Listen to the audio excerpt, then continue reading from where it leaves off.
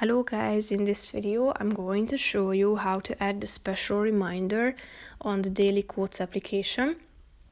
But first I just want to mention, don't forget to subscribe to my channel, because at 10,000 subscribers I am going to show you my whole YouTube revenue statistics and growth strategy, how to make money online. So let's jump into it. First of all, open the application on your phone.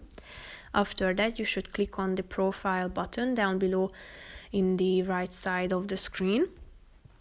After that, tap on special reminder for you, which is the third option in the your quote section. So tap on it and click on add special reminder.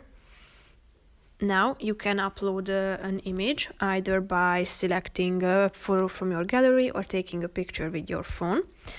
Then you can type in the reminder name into this second box. You can select how many times you want to get this reminder, when you would like to start the alarm, and when you want to end it. Here you can select which days you want to get this reminder and then type in the reminder message into this last box. If you are done, click on the save button down below, and here you will be able to find your special reminder. If you want, you can add more. And if you want to, you can also edit it anytime you want to. So that's pretty much it for this video, guys. See you in the next one. Bye bye.